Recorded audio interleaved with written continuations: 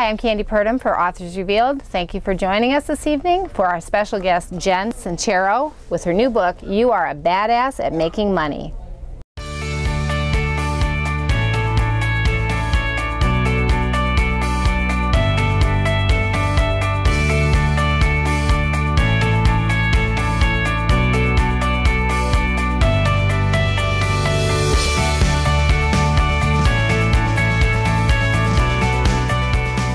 It's so nice to have you here tonight, and Jen, we're thrilled to have you. I'm thrilled to be here. Yay! All right, so let me just start off by saying we've seen mention of your book all over the place, which is fantastic. The New York Times has mentioned it in their How to Help column. I've seen something where they've also talked about it being the great book to get to after you finish filing your taxes, since we're in tax time. So why is tax time a good time for people to start thinking about using your book? Because the book's all about money and how to make more of it. So if you were disappointed at tax time and you would like to pay more taxes next year. Or when you get your refund, what to do with it. Yeah, Yeah, so that's good. And I noticed also that as I was reading a little bit about your background, that you are a success coach. Now, I've heard of a life coach, but you have taken it up one step higher, and you're a success coach. So how did you differentiate between being a life coach and a success coach? I think I'm a successful life coach. So that's how you become a success coach. Yeah, because I like to give the deliverable in the name of the product. So it's, you know, because most people are looking for success in whatever area you're coaching them in their lives. So I thought it was just a little bit more to the point. Yes, and you're setting a bar, so that's good. Exactly. And also, I enjoyed your backstory. It's not been easy for you. You certainly have a great story to tell, but you've been consistently broke, you said, until you were in your 40s. So can you tell me a little bit about that? I basically was a struggling freelance writer well into my 40s, and I was living in a converted garage, and I'm a late bloomer in many areas. So so I just could not figure out how to crack the money code, and just was scraping by all of the time, and then made the decision to focus on making money, which is a very controversial decision to make. But I started reading books like the ones I ended up writing, and going to seminars and hiring success coaches. And I truly believe that if I can get rich, anybody can, because I was very good at being broke. And why do you say it is controversial? You said some of the things you did focusing on money. No, focusing on making money is controversial. I didn't do anything controversial to make it, but in our society, money is such a loaded topic. And if you tell everybody, hey, I'm going to get really rich this year, they're going to look at you with a hairy eyeball. You know, it's not okay to focus on money. We've got so much judgment around it. So I think that's something that really stops a lot of people from changing their financial reality, is they're not willing to focus on making money because they think it means you're moral free, or you're going to have a horrible life. There's just a lot of judgment that around your priorities are not not what they should be. Meanwhile, we use money every single day. You can do wonderful things with money, but we've got a lot of it's very loaded. Yeah, it's interesting. Chapter 1 in the book. It's all about that. That's great. I also enjoyed the story about the goats. Now, it made me very appreciative that I don't have aggressive, confident goats in my life. So can you tell me? Do you have meek goats in your life? I have no goats in my life, but they're pretty cute. Yeah. But no, just at the petting zoo I see goats. So tell us the story about the goats. When I wrote the original You Are Badass, I was living on a farm outside of San Francisco, writing the book. Writing all day long, and then finally one day I took a break, and 2 goats from the farm broke into the house while I was gone for 5 hours and just destroyed the place. They actually got locked in. The screen door slammed behind them and locked them in, so they couldn't go anywhere for 5 hours. And man, I have never seen destruction like that in my whole life, and I've seen some destruction. I like that you could laugh about it now. I know. I'm sure you weren't laughing then. I literally stood in the middle of the house and turned around really slowly and said, "Oh my God!" for 10 minutes. I couldn't move. I couldn't even take it in. Yeah, it was like seeing something from another planet. So when you see goats today, do you sort of clam up? I still love the goats. They were being goats. That's what they do. Right. Goats wake up in the morning and are like, what can I destroy? Right, and they're smart goats. They're smart, and they're still really cute, but man, they were in the dog house. In the goat house or whatever. The goat house. And I really love your book, because I read the whole thing. It's a very positive approach. I mean, you're not hitting people over the head. You're being very encouraging and positive about that. Thank you. So how is it that you can convince people that they can attract money? I mean, because that seems to be one of your goals, is that, yes, you can attract money with the right mindset and hard work. It's all about mindset. So, you know, we're taught that if you work hard, you'll make money.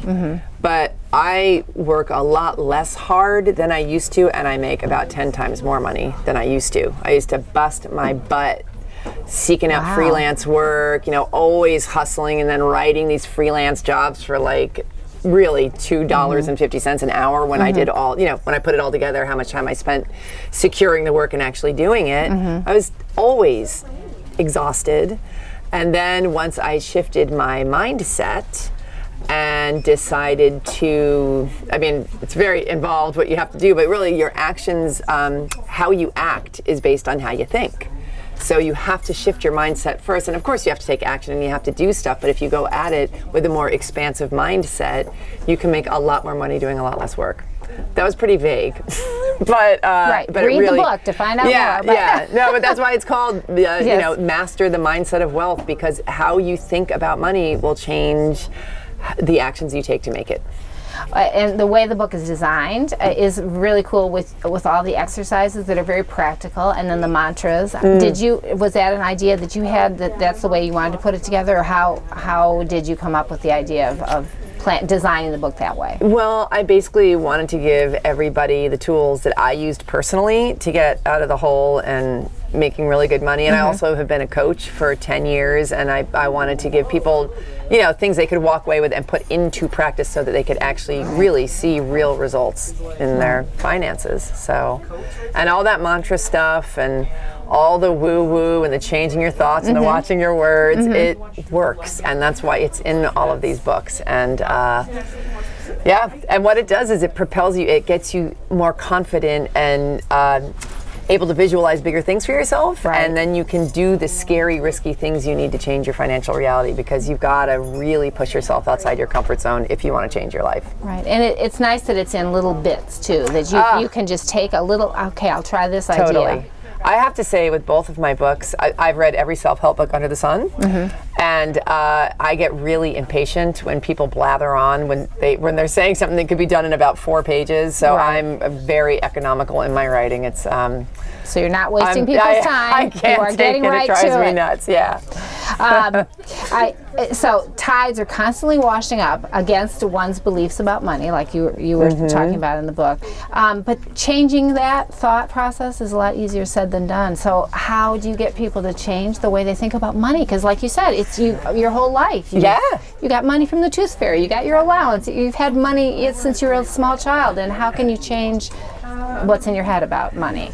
It's a practice. So if you think about, you know, we say you get caught in a rut, and I really love that expression, because the thoughts and beliefs that you've got it's almost like for those of you who remember, a record needle, you know, digging a rut deeper and deeper. And that's what you've been doing your whole life. So when you make the decision to make a change and you become available to think different thoughts, even though you have no proof that it's even true, right? So instead of saying you have to work really hard to make money, if you change that thought into, I do things I love to make money, you just focus on that thought, you start to create a new rut, and then you start to find proof that you can do things you love to make money. You start to look for people who are doing things they love to make money. And you start to build the fortress of that new reality by deciding to look for that instead of deciding to look for how hard it is to make money. And you also advocate for making big chances and taking big chances, and some of those chances are scary. So what was the biggest chance that you took and maybe made the biggest change in your life? There's so many. But one of the biggest things I did that was extremely scary for me, because my issue was money, was spending a quarter of my annual income hiring a coach who specialized in helping women with their finances. I have never been so scared in my life. But I had 40 years of proof that I wasn't making it happen on my own, so I knew I had to get some help. And when I met somebody who I felt in my gut was the right person, I was like, damn, does she have to be so expensive? But I was serious about it. So that's that point between the decision and the fake decision, I call it. Like, we make a decision, until it gets too hard or too expensive or we risk looking like an idiot. When you're serious about changing your life, you have decided, and no matter what you come up to, you jump in, you figure it out instead of look for excuses. Also in your book, some people, as they read this, they may or may not have the same success you do. So it made me think of, like, in weight loss commercials or products for medicine, something like that, it'll say that in the fine print, you know, results not typical. Sometimes it's not, you know, guaranteed. So what do you tell people to convince them that this really could work for them? Well, it's kind of why I titled the book "You Are a Badass," because everybody really is, and the only thing getting in our way from being as badass as we want to be is our own selves and our own beliefs. And so yes, you're correct. The results are not typical. This is not a guarantee, but I believe that it's possible for every single person reading the book. That's great. I really do. I'm sure you do. I think that's great. So give me your definition of badass. Oh, somebody who allows themselves to go after whatever it is that lights them up in the fullest, most beautiful expression of whatever that is. That was not grammatically correct, but I hope you understand. That's all right. I do. I wanted to hear from you what your question was. One of the things that I'm quoting from your book here, you say nothing puts nothing puts our balloon of belief, no, that's not right, it's pops. Nothing pops our balloon of belief like the pointy pin of a pal. So what do you say to those naysayers who don't believe in what you're doing? When you have friends that are like, you're crazy, why are you trying to do something like that? Right, what do you say to them? Yes, what do you say to them? Nothing. You don't tell them your hopes and your dreams. If you know, this is such a common problem. So many people spread their doubt, fear, and worry all over you when you decide to change your life. There's a lot of reasons for that. One is that if you change, then you're not their good old buddy that they know. You're literally changing your identity, and you are also holding a mirror up to them being like, look, if I can change, it means you can change. And people tend to get very grouchy when they're not ready to change and they are told they can change. So I recommend that if you know that people aren't going to support you, then don't waste your time on them, you know. And a lot of times, you know, it doesn't mean you don't hang out with them at all, especially if they're very close to you, but don't share your hopes and dreams with them because they're just going to shoot you down, and you need all the energy and all the positive support. Yeah, all the inspiration you can get, because you got plenty of your own doubt, fear, and worry, you know. Yes, exactly. Good. So you have great quotes in here. And you have great little stories, examples of true stories that people have actually experienced. So how did you gather all those great quotes and great stories? I have an awesome email list of people who follow me, and I just sent it out. I was like, guys, I'm writing a book, and so many amazing people wrote in and helped me out, and also a lot of them are testimonials from clients that I've worked with over the years. So yeah, they're very supporting too. As you know, the whole thing is really, so it's really great. Another quote that I enjoyed in your book, it said, "Human beings have unlimited potential, and most of us are just scraping the surface of our powers." So are you still scraping the surface of your powers, or have you dug in now? It sounds like you dug in. I dug in, but you know, everybody's got plenty of work to do. There's a great expression that says "new level, new devil." So it's like once you get to one plateau, then it's like I'm at the top of the mountain, and then it's like, oh, there's all this other stuff I got to work on now. So that's good. Yeah, it's good. It's really good. So in 2013, you had your first "You Are a Badass," and how did you decide to make the second book in this group about money? About money? Because when I wrote "You Are a Badass," I write about many things. It's more of a all-inclusive book, but I also read about money in that book, and the money chapter was literally twice as long as all of the other chapters, because I was like, and another thing, because money was my big hurdle. And so I was like, I gotta write a whole book about money, because I really feel like I can speak to it, because I came from the bottom of the barrel in that department and really figured it out. So I had a lot that I wanted to say and share with people. And was that the reaction you had from your readers as well, that money part was the one that really hit with them? I mean, I think it's a really common topic that, a common block that people have is money, for sure. And what will the next part of the badass world be? Do you have another title underway? It's a secret, but This book just came out last year, and I'm on tour again with it, and I'm still celebrating it and really excited about it. So, so we'll have to wait to hear what the next. We'll have to wait, but there's always something brewing.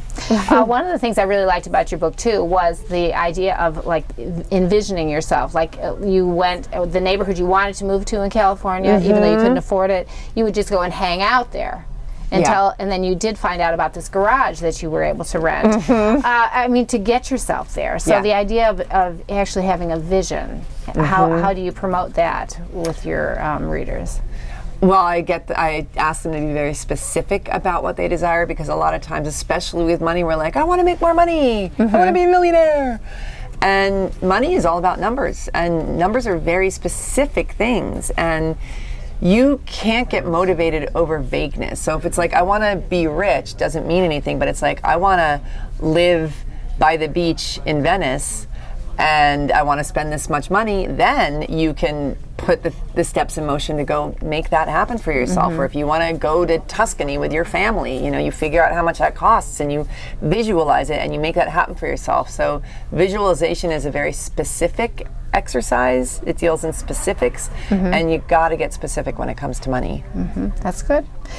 It also made me think, as I was reading it, the saying that if you keep doing the same thing, you're going to get the same results. You have to try something different to get a different outcome. That seems to be a thread in your book as well, that you have to be willing to do something outside of your, outside of your.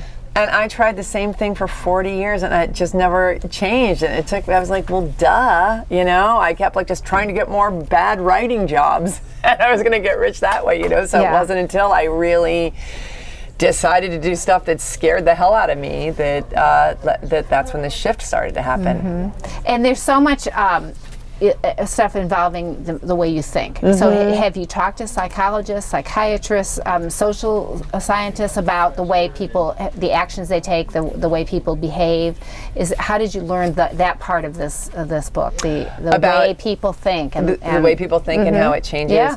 You know, honestly, I did it through my own research, with my own brain and with that of my clients and with that of all of my mentors and all the reading I did.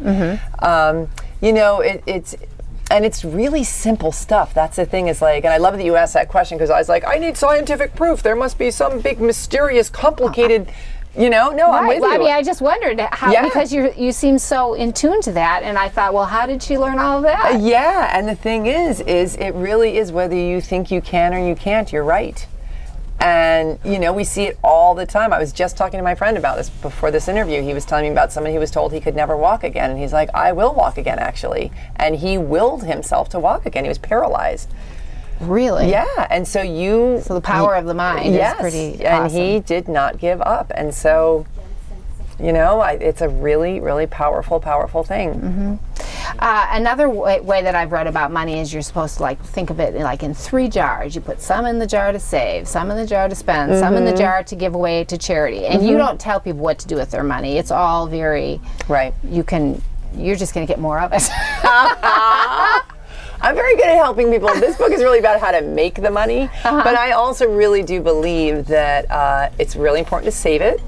But it's also really important to spend it, and I feel like there's a very either-or feeling about that. You're either spending it all or saving it all, and I really think it's important to do both, because you want to be, money is an energetic, money is currency and currency is energy, and you want to keep it flowing, so absolutely save, but if it's all, you know, work and no play, it's not going to be a joyful exchange, so you got to enjoy it, for sure, That's good. And you definitely suggest asking for help, whether it's from a higher power or from like you said, the life coach or the coach that you worked with, or a mentor of some sort. So why is that so important? Why is that such a good lesson? Oh, especially if you're stuck. You know, my coach would say something to me that was taking me months or even years to figure out, and she'd say it, and in 5 minutes, I'd be like, oh. And so, you know, I'd see that with my own clients too. And it's like when somebody is farther along than you are, they literally have a different vantage point to see things. It's like you can't see the forest for the trees because you're in it, but they're farther along, so they can look down and be like, oh, you just go there. and you can save yourself so much time and so much money. And that's the thing, is like we're scared to spend the money on getting the help, but meanwhile you end up saving yourself so much money in the long run if you get a good coach, because they can get you there so much faster. And how do you find a good coach? You ask around. You ask your, if there's people that you know who are kicking butt, who have a good coach. That's the best way, in my opinion. You go to hear them speak. I mean, there's so many life coaches now. It's awesome. Right. And a lot of them have books. A lot of them have online TED Talks. online businesses. So but I think it's really important to get specific about what do you want in a coach, and then go find that person. Okay. Yeah. Another quote that I saw in there, it said, the big secret is not that it's hard work or the connections or the timing, it's the thoughts and emotions. Yeah, how do you explain that concept? Because we are creatures who are propelled by emotion. And that's why the specifics are so important, because you can get emotional about specifics, about going to Tuscany. That's a very emotional decision. Right. And because I talk about this in the talk I'm giving tonight, about how, how many times have you known that something was a really bad idea, but it was going to be really fun, so you go and do it anyway. So in your conscious mind, maybe that's not so great, but the emotion overrides the logical mind. So you have to sort of train yourself to think beyond. Well, it's about the emotion. That's what gets us to do stuff that's bananas. And when it comes to changing your life, you got to do a lot of stuff that is full on bananas, because it's completely outside the realm of anything you've ever done before. So you have to be fired up. You have to be, or you will not do what it takes. And what kind of reaction are you getting from your readers? I mean, have you heard? Well, you have examples in the book, but since this one came out. Awesome. I have people coming up to me at every reading being like, oh my God, I have completely changed my life, all the time. It's so exciting. Because they did the scary thing. It's really about doing the scary things. And that's what you'll talk about tonight? Oh, yes. Great. That's great. Why would this make such a good graduation gift, do you think? Because we are getting to that time of the year. Yeah, I know. I wish that I was, well, I guess everything happens when it's supposed to, but had I known this back then, because I think it's so important to start healing your relationship with money at a young age, because then your life with it will be so much smoother and happier and healthier and more financially successful. Great. So yeah, totally. All right, and so you won't tell us what's going to be in the next badass book? It's because I don't know, actually. Well, you're out on tour, so you're going to be busy for a while. Yeah. And so it's great to meet people in person and have them tell you they're That's my favorite thing. I mean, the writing of the book is also that I can go out and meet all the badasses around the country and the world, because they are fun people, I'm telling you. People who come to my readings are awesome. And it's more fun having money now than before, when you were struggling totally. with the goats. Whoever said money can't buy happiness doesn't have any money. It's a lot more fun. It really is. That's a great way to end our interview today. So thanks so much for coming and talking to us, Jen. Thank you for having me. This was a blast. Thank you, Jen. Thanks for watching Authors Revealed with our special guest, Jen Sincero, with her new book, You Are a Badass at Making Money.